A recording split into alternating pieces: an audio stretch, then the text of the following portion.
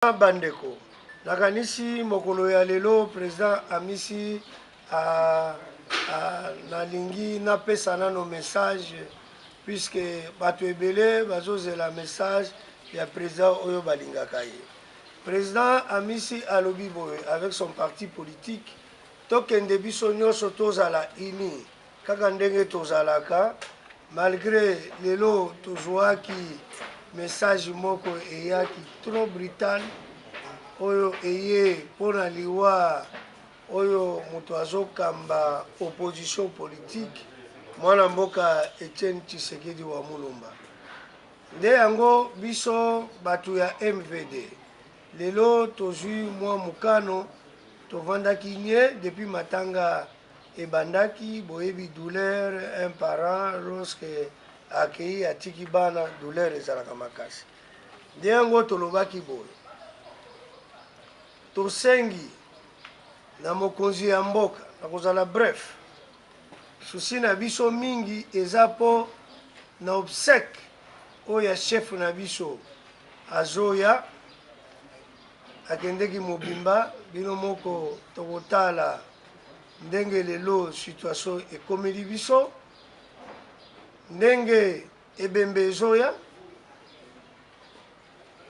tozozela yango tolobi avant que ebembe ekoma na rassemblement na peuple na niveau ya peuple congolais puisque toyebi na rassemblement oyo ya biso banguna bakotelaki mingi sikoyo bazobimisa maseke na biso me nazoloba na kombo ya rassemblement oyo biso tozali tozolinga président de la république mwana mboka Kabila Kabange ye nde garant de la nation tomona ndenge amikumisaka comme président de la république et garant de la nation akota nano na makambo oyo anome oyo tosengi ye anome Félix Tshisekedi Tshilombo comme premier ministre pe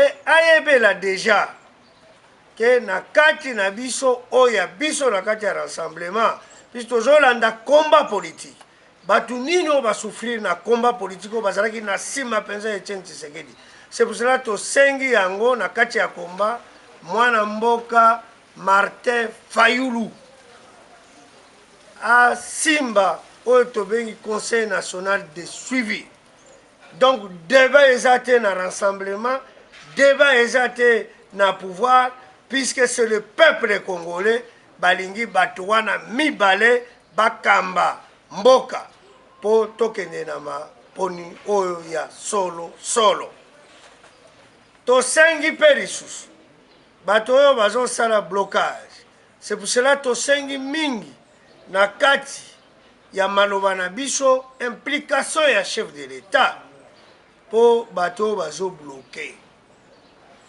Tosengi yango makambo wana président de la république asala ezala comme état d'urgence puisque mutu munene ya rassemblement akei atikela batu temps ya koloba mingi mingi te ameka ko résoudre situation wana na nomination puisque biso tosi tolobi verbalement tozoloba mikolo nyonso alors il doit se décider et à prononcer comme Félix Tshilombo Tshisekedi comme premier ministre.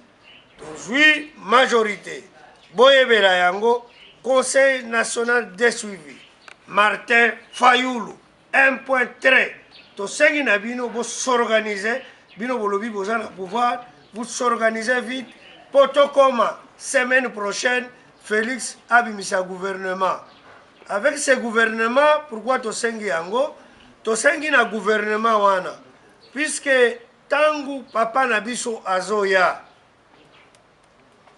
tata na biso aya kimia ezala puisque kozala premier ministre na biso bakoyoka kanyama bakoyoka gouverneur soki toti eloko wana te Félix aza te na pouvoir toko souffrir puisque Congo eza likolo ya tono et essence. Nde tosengi lelo na président Joseph Kabila, c'est dans l'urgence, dans l'état d'urgence, puisque mutu bazalaki bango mibale, discussion na bango eza ya Kabila na Etienne Tshisekedi, balobaki mutu mosusu te. Lokola eza wana sengo aza na katikati, il faut aller au plus tôt que possible, puisque les Congolais sont prêts à tout. Baoki ko arriver ya bato tozana bango besoin pe bango pe lisusu bazala te.